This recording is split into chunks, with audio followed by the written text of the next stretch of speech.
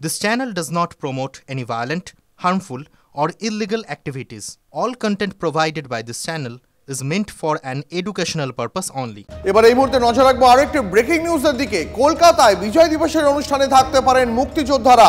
16 December মুক্তিযোদ্ধারা থাকতে পারেন ফোর্ট উইলিয়ামের অনুষ্ঠানে। আরো বিস্তারিত জানাবেন আমাদের সঙ্গে রয়েছেন সহকর্মী সায়ন্ত। তাহলে কি সবুজ সংকেত মিলল ওপার থেকে? একদমই দীপ, দেখো আগামী সোমবার 16ই ডিসেম্বর, সেই 16ই ডিসেম্বর ফোর্ট উইলিয়ামে প্রতিবারের ন্যায় বিজয় দিবস পালন হবার কথা। দুদিন আগে যে সাংবাদিক বৈঠক হয় সেখানে কিন্তু সেনাবাহিনী কর্তারা চুপ ছিলেন যে আদৌ মুক্তিযোদ্ধা এবং তাদের পরিবার এবং বাংলাদেশের সক্রিয় সেনাকর্মীরা উপস্থিত থাকবেন কিনা।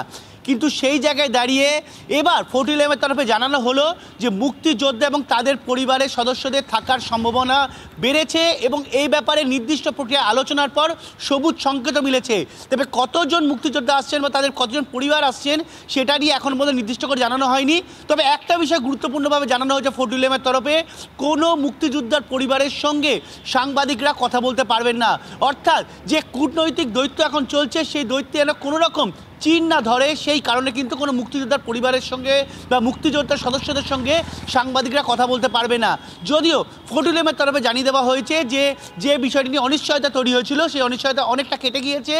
বাংলাদেশের তরফে এবং ভারতীয় বিদেশ মন্ত্রকের তরফে গ্রিন সিগন্যাল মিলেছে, যে কারণে প্রতিবারের ন্যায় এবারও মুক্তিযোদ্ধা, সক্রিয় সেনা সদস্য এবং তাদের পরিজনদের থাকার সম্ভাবনা রয়েছে। আর সেটা কতজন সেটা সোমবার এলেই বোঝা যাবে।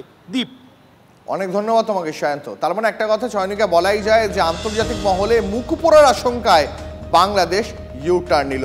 বিদেশ সচিবের কড়া বার্তার পরেই কি অবস্থান বদল করলো ঢাকা, সেদিকেও আমাদের নজর রাখতেই হচ্ছে। তার কারণ এই মুহূর্তে লেটেস্ট যে আপডেটে সায়ন্ত জানাচ্ছে, শহর কলকাতায় বিজয় দিবসে যে অনুষ্ঠান রয়েছে আগামী 16ই ডিসেম্বর, সেখানে বাংলাদেশের মুক্তিযোদ্ধারা উপস্থিত থাকতে পারেন। ফোর্ট উইলিয়ামে অনুষ্ঠান রয়েছে, আলোচনা এখনো পর্যন্ত সদর্থক হয়েছে, মিলেছে সবুজ সংকেত, এমনটাই খবর সেনা সূত্রে।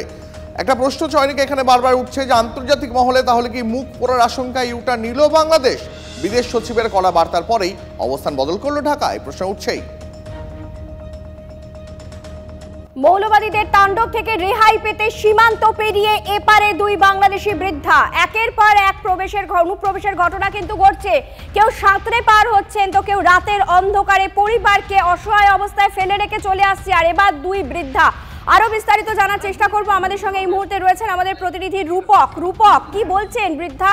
যে দুই বৃদ্ধা চলে এলেন তারা তো এমনি এমনি চলে আসেননি, তাদের মুখে সেই বিভৎস কাহিনী কি আবার ফুটে উঠছে?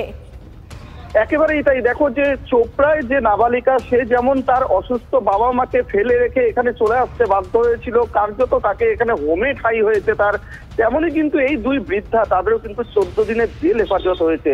বিষয়টা এতটাই মর্মান্তিক, তারা কিন্তু বলছেন যে প্রয়োজনে গুলি করো, কিন্তু তাও আমাকে ওই দেশে, অর্থাৎ বাংলাদেশে, যেটা তাদের নিজেদের দেশ, সেই দেশে যাতে ফেরত পাঠানো না হয়। কার্যত ওই পারে যার পরিস্থিতি চলছে তা কিন্তু তাদের আকুতিতে কার্যত স্পষ্ট হচ্ছে, এবং কতদিনে এই পরিস্থিতি স্বাভাবিক হবে তা কিন্তু কারোরই জানা নেই। কিন্তু ভিটে মাটি ছাড়া হয়ে নিজের বাড়ি থেকে যারা পরাধীন হয়ে এদেশে আসছেন তাদের শেষ পরিণতি কি হবে তাও কিন্তু ভাবাচ্ছে এপারের মানুষদের। ধন্যবাদ রূপক, পরিস্থিতির দিকে নজর রাখো। বাংলাদেশে কি মারধর করছে? হ্যাঁ, অত্যাচার করে থাকিবার কি হয় নাই, বেটি কিনে না আছে। ভারতে কোন দিক দিয়ে আসলেন? ভারতে আছে ওই যে আদিকেবুর দিয়া। সত্য কথা বা কাটা তার পার হয়ে এসেছেন। বাড়ি ঘরে আগুন টাগুন দিচ্ছে? বাড়ি ঘরও ভাঙ্গি দিছে, মারধর করছে। কি বলছে ওরা, কি চাচ্ছে? কি চাচ্ছে হিন্দুক দেখি পাচ্ছে না। বর্তমান বাংলাদেশের প্রস্তুতি খুব খারাপ, হিন্দুদের উপর খুব জুলুম অত্যাচার চলছে। ছেলে বলে বলেছে যে বাংলাদেশ, দিল্লি যার মামার বাড়ি, ভারত যার মামার বাড়ি, বাংলা ছাড়ো তাড়াতাড়ি। আমরা মন্দির ভাঙতে জানি, মন্দির আমরা পাহারা দেওয়ার জন্য নয়। তো অতএব তোমরা সতর্ক হয়ে যাও, তোমরা সাবধান হয়ে যাও, তাড়াতাড়ি তোমরা 7 দিনের মধ্যে তোমরা বাংলাদেশ ছাড়ো। আতঙ্কে থাকার পরে অনেকে প্রস্তুতি এবং অনেকে চলেও আসছে এদিকে। আতঙ্ক হয়ে পড়ার পর তারপর ভাত পানি ছেড়ে দিয়েছে। কোথাও বলে মানে বাড়িঘর জ্বালা দিচ্ছে, কোথাও বলে মানে মেয়েদেরকে নিয়ে যাচ্ছে, আরো বাড়িতে আসে মানে গরু বাছর নিয়ে যাচ্ছে। অত্যাচার চলছে। ইসকনের ভক্ত। আমি চাচ্ছি আমার মা এই পৃথিবীতে যতদিন আছে আর কয়েকদিন বাঁচবেন, আমার মার বিশেষ আর সময় নেই। আর মা এটাই বলতেছে বারবার যে আমি যেন আর মানে আমি যেন যদি গুলি খাই তথাপি যেন বাংলাদেশের আর অত্যাচার আমাকে চোখে না দেখতে হয়, না শুনতে হয়, আমাকে যেন আমি না যেন বাংলাদেশে আমি আর মানে যেতে হয়, আমাকে এইখানেই রাখো, যে কোনোভাবেই হোক, না হলে আমাকে গুলি করে মেরে দাও। 14 দিন পরে ওদের 14 দিনের জন্য জেল হেফাজত দিয়েছে। এই মহিলাগুলো কোথা দিয়ে এসেছিল কিছু জানা গেছে, কিছু বলেছে? সেটা কালিয়াগঞ্জ লাগোয়া বর্ডার ঘেঁষে এসছে।